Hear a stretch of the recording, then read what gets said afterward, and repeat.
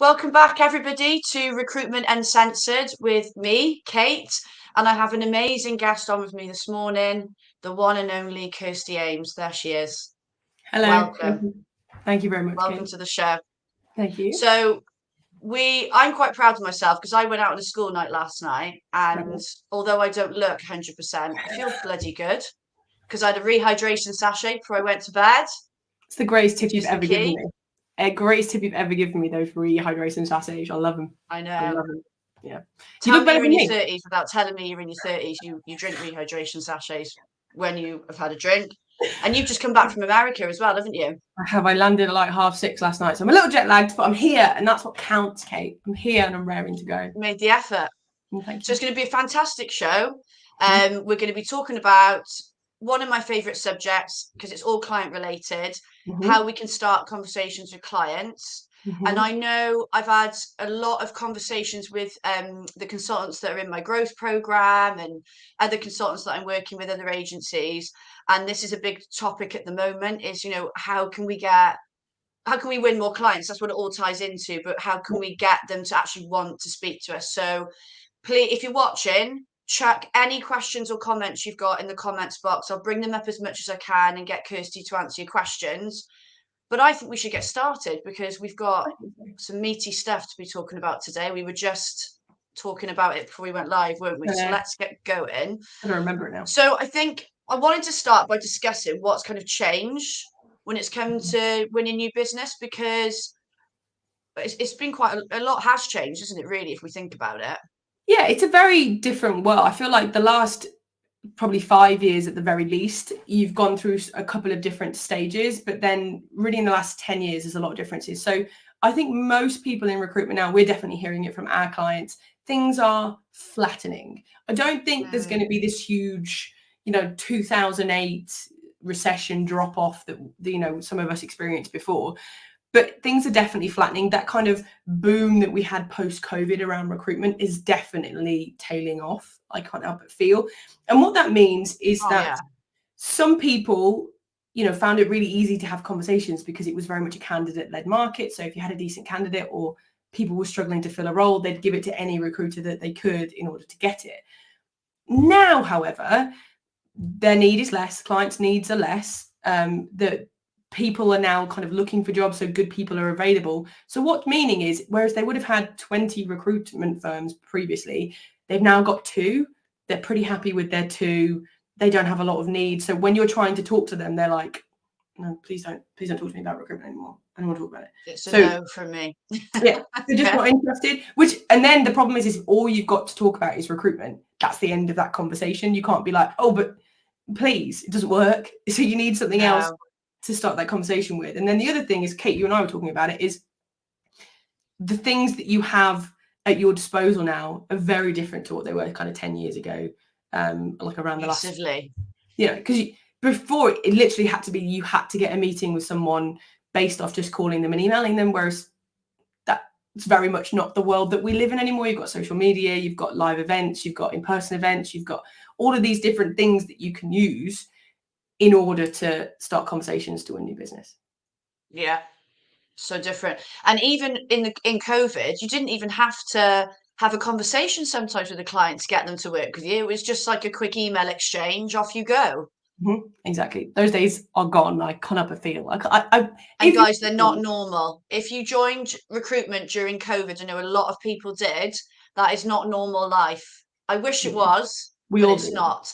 It's not been like that for as long as I can remember anyway. No, nor me. And I think I'd like to hear if people are listening to this and thinking, no, we're still booming, let me know. But most of our clients are now saying things are starting, if not already, they're definitely starting to tail off. I've heard this for a good, I'd say at least since the summer. Yeah, I'd say coming up 6 months. Yeah, I would say so. Okay, cool. Well, I thought it would be good to kind of start with that just to see what the change, because like I said, some people join recruitment at different times, but this is really what I wanted to talk to you about, because I think this is what everyone watching will get so much value from, is what are the different approaches that people can use to open up conversations? Because we just mentioned things have changed. There's lots of options, but actually some people might not even know all the options. Yeah. Okay. So there's a couple of different things. So what we were talking about previously, where you would just send an email or something, or maybe ring them up, Recruitment Pioneers, we call that tactical recruitment. It's stuff that you can do quite easily, things like backfilling as well, very easily. The problem with that kind of stuff, with tactical kind of business development, is it definitely tails off in a flatter market, doesn't work. So what we need to do is we need to move into this area that we call strategic business development, which essentially means it just takes a bit more planning. It's actually normally wins you better clients, wins you higher value clients that are less hassle.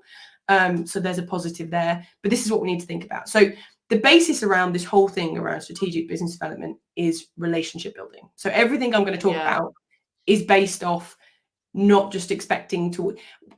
Everybody I know everybody at Recruitment Pioneers hates the analogy, but it's like dating. Tactical business development is very much being on a first date and asking them to marry you, and some people saying yes, but the client's being a bit weird. Whereas strategic business development is going on a couple of dates first, figuring out that you like each other. Sussing someone out. Yeah, exactly. Figuring out like, no, are you actually that good of a client? No, maybe not. And then after a while, you ask them to marry you. Do you know, it's a very different vibe. So the easiest one to demonstrate this would be LinkedIn. Everybody loves LinkedIn. We're on LinkedIn right now. It's my favorite thing. So the easiest way to demonstrate this is to get a list. We call it your Hot 100. So a list of 100 people that you want to work with. And this is individuals, not companies. So it might be that within one company, you've got 5 individuals. Get a list of them, put them in a spreadsheet with their LinkedIn profile link. And every day, click on 4 or 5 of them. Right? Click on 4 or 5 of them, see if they've made a post. If they've made a post and you have kind of like a genuine comment on what they've made, whatever post they might have, comment and start building that relationship. Odds are they'll reply to you, you can get a bit of banter, and then you can ask them to connect on LinkedIn, because most people don't like connecting with recruiters because they just continually get bombarded with, do you want a job? Do you want a job? So if you do it that way, you can then start a conversation very subtly and organically that they're going to receive to you, because you've already started a conversation based on something that they've done. Does that make sense? Yeah. Easiest one. That's the easiest one. That's the easiest one. The second level that you've got, it could be that your industry isn't on LinkedIn. Some industries really aren't. I know construction's not very well represented. There are a couple of other ones. Yeah, exactly. Like health and social care, yeah. Yeah, teaching, like teachers very often aren't on there as well. So there's a lot of those industries that aren't. So what you can do is you can run what we call a campaign. So a campaign is essentially very similar to the LinkedIn thing. It's just you can do it a different way. So there's 2 that I want to mention. One is called a CPR campaign, which is essentially to like bring back to life previous clients. And the way that you do that is we are running a thing on it. So I'm going to have to succinctly do this in 5 seconds, but I'm going to take an hour. Is you you essentially, before Christmas, you ring them up and say something like, hi, Kate. I know we used to work together a while ago, and this really works if you're still the same person working there that used to. We haven't worked in a while. I just wanted to see if we could have a meeting maybe in January. A couple of things have changed around our product or our service offerings or whatever. You have to have had something that's changed that's a benefit to them. That's important. Would you mind if we have a chat in January? Now, most people before Christmas are in the Christmas mood. They're very friendly. They don't have a lot of work, apart from some industries. You know, if you're around logistics, then it doesn't work, but or warehousing. But a lot of things are slower around Christmas. They'll go yes because they're in a friendly mood. You book it in the diary there and then for the second week of January or something, and then you've got a meeting organised with that individual to sort of restart the conversation that you've already got. And get that face-to-face contact as well. Exactly. I did something similar actually in the summer, similar approach, and I got quite a good few meetings out of that. Yeah, before it's just nice to have it locked in, isn't it? Yeah, you have to. The reason Christmas works, the summer, I suppose Easter holidays might work, is you need kind of a little bit of a gap to say like, oh, let's just book it in for a couple of weeks. But they need to be in a good mood. They need to be in like I'll give them a chance, why not kind of a mood. And Christmas is a great time. I caught a lot of people before they were going on holiday, I think. So they were like, yeah, they're like, yeah, we'll book it in. I'm going to Lanzarote. I can't talk to you now. I'm going to Lanzarote. That works well. But the problem with that, though, is they have to be previous clients. And what if your client contact moved or whatever?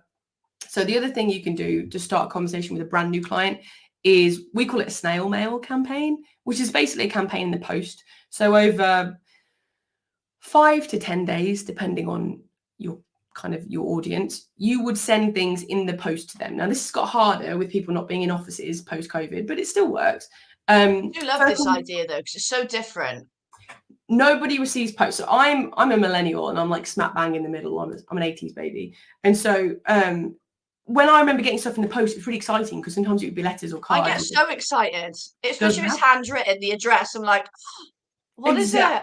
Exactly, right. Whereas now, if you get stuff in the post, it's, you know, pizza advertisements or like Bills. old people homes or like, do you want to sell your house? No, I don't actually. So if you can send something positive in the post, it's quite an exciting feeling, which is why it works. So you start with a postcard, handwritten, which basically says something like, you expect something from me in the following couple of days around this problem. You have to put the problem in there. And then your name, handwritten. Then a couple of days later, you would send them something in the post that they can enjoy. So we've done it with chocolates. I know people have done it with coffee and coffee mugs. I know people who've done it with, someone I know did an Easter thing and they got like little chick or bunny shaped chocolates. Whatever you want, you send it in the post. And you say something like, you put a letter in there with them saying like, these are all the problems that I know you relate to. If you want an answer to these problems, look out for something in your inbox or look out for something else in the post in 2 days or something. Then you can either send it via email or which doesn't always work, or you can send it in the post again, send them a piece of content, which I'll come back to in a second. Or you do the 12 days of Christmas. See, but how excited are you already? Oh my God, that just came to me just then. Listening. Although there's a lot of birds in the 12 days of Christmas and I'm terrified of birds. So probably not good to send a bird through the post. No, I'd like the 5 gold rings, actually. Oh, I see a comment just come in. Mike's listening to me, who I work with. I just some of that. Oh, let's bring it up. Use the magic words. Package. There you go. So you have to use the word package on the postcard because then people look forward to something. They think it's substantial. I'm sorry, Mike. Sorry. It's always good when your dad/boss is heckling you. So yeah, so you have to do that. And then essentially what happens is you send them through something that it could be accepting a phone call from you. It could be an invitation to a webinar. It could be anything depending on what you do. Phone call's the best because it's low resistance and you get straight to face. But if you're not comfortable with that, or it's a junior person, maybe saying this is a webinar that we're running. It's completely free. Here's your link to join. I think webinars are a really good idea because not that many recruiters, not that I see, right, do them. And if you're giving something like a half-hour webinar with loads of value, and you can mark that to people not even in your target list, like you can use different tool, Apollo I use, but you can do like an email marketing campaign. You could draw in so much of a wider audience to just giving up half an hour of your time. Yeah, exactly. Not even that, it could be smaller, who knows? But the key thing here is it has to be low resistance for them. So it has to be something, they don't have to really do anything. So if they're accepting a phone call, all they have to do is pick up the phone and speak to you for 10 minutes. A webinar, they might have to put their name and email in. Fine, still low resistance. But if you want them to do anything more than that, the odds of them doing it are really, really slim. And therefore you're making it hard for them. They're not going to start that conversation with you. But what you're doing essentially with this is you're adding a lot of value to them. You're giving them something where they're saying, not only do I understand what your problems are, not only do I understand where the benefits that are going to come to you, I can solve these things really easily for you. And to prove it, I'm going to give you this value, because that's what you're moving into with strategic business development. It's value based. You have to prove to them that you can help them by helping them. And that's where you get. Now, the final thing, which we've kind of alluded to a couple of times, is content. Content ties in very well with both connecting on LinkedIn and with the campaigns. Having a piece of content works well. Now, content doesn't necessarily have to be a white paper. It doesn't have to be something like that. This, Kate, is a piece of content for you, isn't it? This LinkedIn live show is a piece of content for you. And I bet you use your LinkedIn live show. Because I told you to. No, like LinkedIn lives are great. Webinars, as we've already mentioned, are great. Research, great. Anything that you can have that adds a lot of value. And that's the key thing here. I don't mean to be harsh when I say this. No one cares about recruitment. I care about recruitment, Kate, because my clients do. And I bet you care about recruitment as well, don't you, Kate? Because your clients. A little bit too much, probably, but yeah. Yeah, but other than that, it doesn't add that much value to people. So what you want is something that's going to be interesting to them as an individual, whether it's their progression within a company, the things that are interesting in like IT, for example. Most industries actually very interested in AI, stuff like that, team motivational, that kind of thing. But you want to offer it as a piece of content that's interesting. Now, the key with it, make sure it's interesting, check with people, go to speak to your audience and be like, I'm going to bring up my next question because we've very nicely, naturally flowed into it. It's like we Content. planned it, Kate. It's like we planned Yeah. it. Now, with content, so there's a couple of things, right?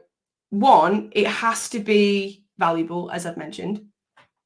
The way to do that is to go to your current network, the people that you have in your network who are friendly, and say, I'm thinking of creating a piece of content around this, or I've made a piece of content around this, if you've already got it. Is this interesting to you? And then ask them on a scale of 1 to 10, how much is it? If it's 6 and below, they don't care about it. It's not going to work. If it's a 7 to 8, maybe, then it's okay. You could probably tweak it to be a bit better. If it's a 9 or 10, you're fine.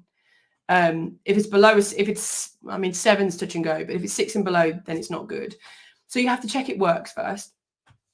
The second kind of content, as I said, is not about recruitment. So, Kate, I was telling you earlier, we did one where, because our focus is recruiters, because that's who we work with, our focus was on gaining millennial employees. That's how old this piece of research is, which is why I'm talking about it, because it was a while ago. And essentially 4 or 5 big companies in America did like research on it, like the really big research companies. We got them, took all the information out of it, because they are like 50 pages each to read. We took the information out of it, put it in our own document and said, these 3 things all said the same stuff. These are the key things. Made it into a research document. We didn't really have to do that much. Bob's your uncle, Fanny's your aunt, Jessie's your cousin. So that meant that a lot of people wanted to ask us that. Now, the key to content, just before I forget, before I tell you more stuff that's important, is how you use it.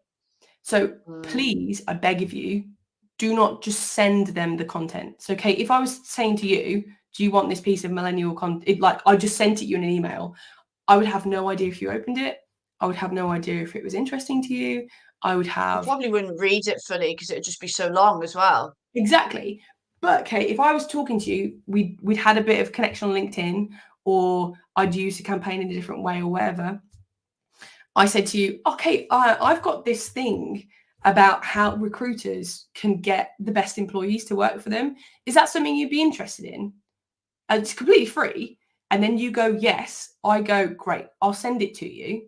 First of all, I've had a bubble of interaction. I've communicated with them. I show that response, yeah, I'm not just sending stuff to them like anybody. I'm checking that it works.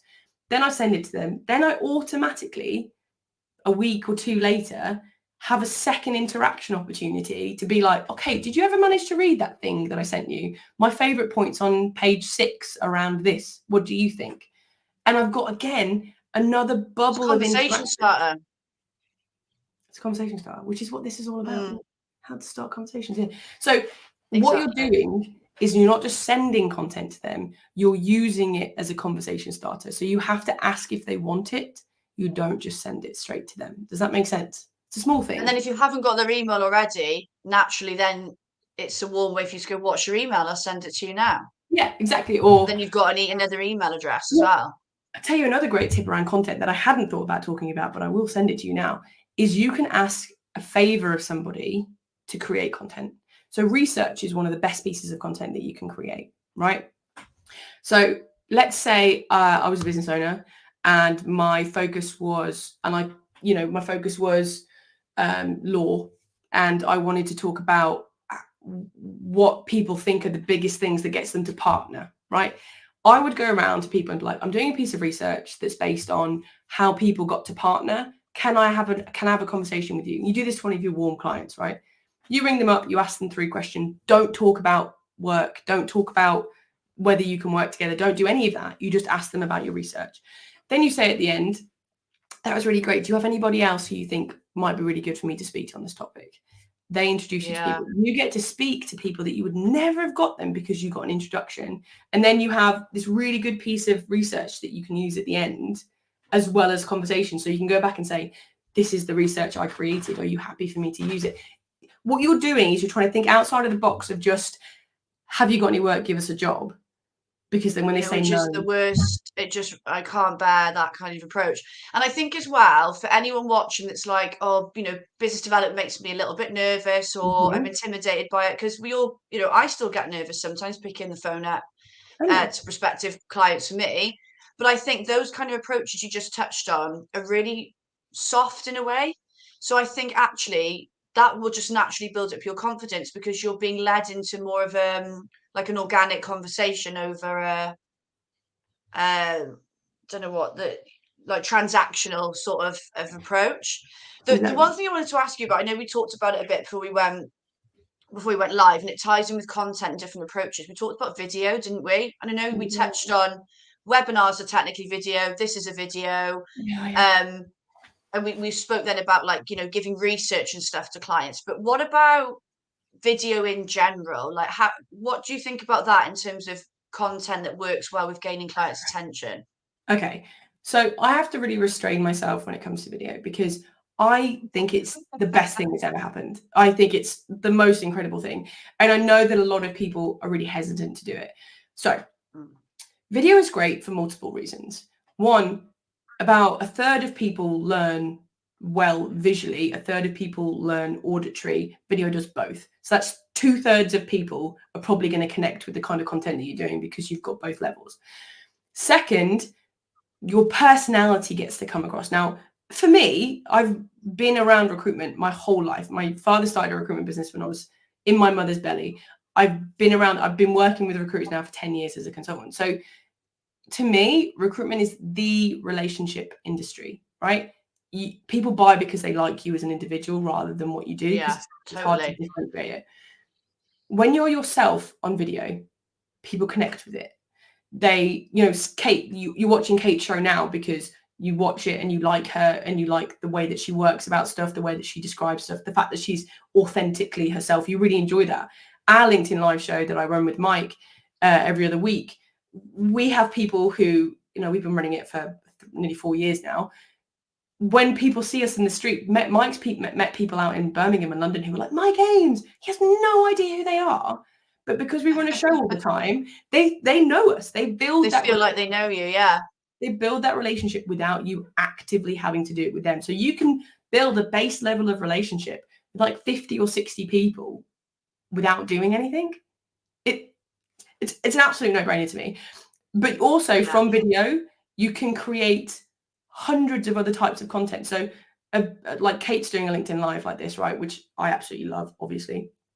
From this, Kate can get video clips to put on YouTube. She can send it to a copywriter or even AI and be like, write me 6 posts that are from this thing. You can do it from webinars. You can write anything that comes up from your webinar. You can write up into a post, or you can create a white paper from, or you can create mini shorts, or you could do any number of things from video, because video is so easy to create nowadays. StreamYard, which is what Kate's using. You can use your phone. You can send video on connection messages on LinkedIn, which is a great one. So connect with someone on LinkedIn, film a video saying, hi, Kate, really nice to connect with you on LinkedIn. Just to let you know the kind of stuff I do, this is what I focus on. I'm not the kind of person who's just going to send you bombardment of stuff, but I create content regularly around A, B, and C. If you're interested in that, and okay, I'll send you a link to. But just, but nice to meet you, or whatever. I just think it can work so well as, like you said, then messaging, but just instead of, maybe for me, some recruiters will post about jobs they've got, right, or about a top candidate in text form. Why not just quickly? It doesn't need to be rehearsed. And I talked a bit about this with Christina Robinson. We talked about building up your brands a few weeks ago, and thanks, Andrew, for watching. Andrew's saying he's loving the tips, but he's also saying this is what is going to bring up. He's very reluctant to do video. Now, a lot of people are. I think people put this pressure on themselves, don't they? Oh my God, it's got to be a perfect video, and I've got to have like a whole setup. My YouTube videos, I'm in this office, I've got a mobile phone, I've got a shitty ring stand and ring light from eBay that cost me about £3, and I just do it. Yeah. And I know that takes time, but I think if a client, for example, saw you pop up on their feed and you're talking about a great candidate, or even it's a candidate-led video, it doesn't matter, they're still building that familiarity up with you and liking the authenticity of it. Exactly. And I've had it myself with my own business where I've picked up the phone and rang a prospective client. I've never spoken to them before, but because we've been connected on LinkedIn and some of the things you've been saying, Kirsty, I've tried doing, it's like they've spoken to me 10 times before. So if you're nervous about business development and starting conversations with clients, these things will make business development more comfortable for you, because 100%. it's not so much of an abrupt first convo, is it? I think as well, if they do reject you, they're not rejecting you, they're rejecting the content, or they're rejecting something else. So it feels less personal. And Andrew, with the video thing, there's a couple of things I can tell you about video. First of all, Kate, I remember telling you this, you know, when we first started talking together, mistakes are the best thing you could possibly do in a video.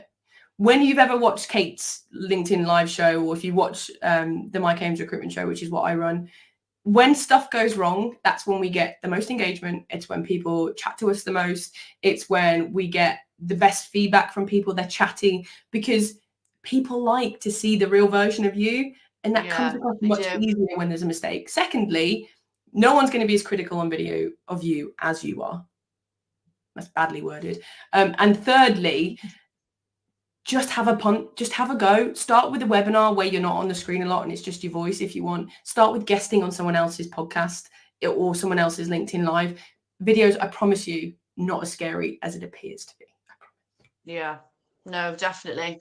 Right, I know you've got a really good top tip to share. So before we get to that, I just wanted to do a quick roundup of the next episodes, which, here we go. Here's a mistake. I haven't written the date down. So it's 2 weeks from today, whatever 2 weeks from today is, okay? At 12:30. You know, I said it was fresh from last night, maybe not so much because I've forgotten that. So 2 weeks from today, normal time of 12:30. I think it's my last episode before Christmas as well. So the theme is very fitting with the time of year. I've got Bobby Bandry on with me, who's Director of Learning for Elevate Learning. So we're both coming from the training perspective. We're going to talk all about how to get the most out of 2024 as a consultant. Actually, not even just as a consultant, in recruitment in general. So this is a great way to the end of the year. So I'll set it all up next week. Keep an eye out for it. But this is going to be a really good one to kind of set you off on the right foot for January. So let's come back to the top tip. Sounds like a great show. Have a piece of content. Talk to me. Okay, so the easiest way to start a conversation, as I've said, is to have a piece of content, to say something like, we've got this great thing, do you want to see it? So when it comes to creating a piece of content, please do not stress, okay? If you can create a piece of content, do it. Research is great. Go a guest on someone's LinkedIn Live is great. Do a webinar if you want. Those are excellent as well. If you don't want to do that, I'm not going to pressure you. You can use someone else's content. It's not as powerful because the link isn't direct to you. But if you've got something that's got real zeitgeist, if you've got something that's going to have real value to the individual seeing it, or that might be a little bit, you know, a little bit spicy or a little bit, you know, on the edge or something, fine, as long as you know the person well enough. Use that to start a conversation. The way that you do it is you connect with them on LinkedIn, have a little bubble of interaction if you can first, or if you've got their email already or whatever, and then you just say to them, like, we have this piece of content. Is it something that you're interested in? If it is, get it in, and then you can start that relationship building process, because that's what's key here. You do not ring up asking for business. You ring up, prove to them that you care about them as an individual, prove to them that they're more than just a client to you, that they're someone who is of value, and then build the relationship. And then after a while, you can ask, but it takes a little bit longer. That's all. Or they might even come to you before you ask because they've built up that familiarity. Everyone's been very helpful in the comments. I'm so appreciative. It's the 13th of December. That's the next episode. Thanks, guys. Thank you so much. Because yeah, that was one thing I missed from my normal prep. I know you did that on purpose to demonstrate my point, so I really appreciate that. Oh yeah, obviously. I don't make mistakes. No. Obviously not. Oh, that was really fun. Thank you so much for coming on with me. I know we've had some great interaction on the comments there. And if anybody watches this back actually and has any more questions, just chuck it in the comments. We'll still get it. We can still reply. But yeah, thank you for coming on with me, Kirsty. I've loved having you on. I am going to get you back on at some point, so be I love prepared. being on. It's so, I love a LinkedIn Live, you know I do. So yeah, if you've got any questions, put them in the comments and Kate will make sure I get them, or you can connect with me on LinkedIn as well, and I'll do it that way. Cool. Right. I will see you all on the next episode, guys, in 2 weeks' time, 13th of December. Thank you for watching. See you soon.